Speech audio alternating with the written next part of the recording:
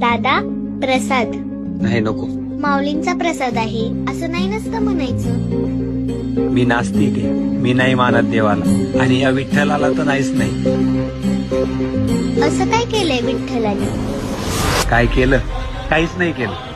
माझी आजी 75 वर्षाची आहे, तिने अजून एकही वारी चुकवली नाही. या वर्षी निघाली होती, वारीला जायचं होतं तिला, पण तिला अटॅक आला. आणि तुझ्या या विठ्ठलाने काहीच नाही केलं. उलट मला तिथं अडकून ठेवलं. माझी आजी तिथं हॉस्पिटलला एकटी आणि मी या गर्दीत अडकलोय. नको काळजी करू, त्याच्या भक्ताला तू कधीच एकटं सोडत नाही. आणि मी सांगते विठ्ठलाला तुझ्या आजीला लवकर बरं करायला.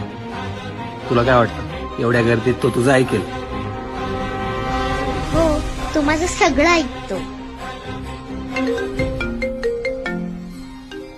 हॅलो, कॉंग्रॅच्युलेशन, ऑपरेशन सक्सेसफुल झालं. इतकी क्रिटिकल कंडिशन असूनही तुमची आजी यातून बाहेर पडली.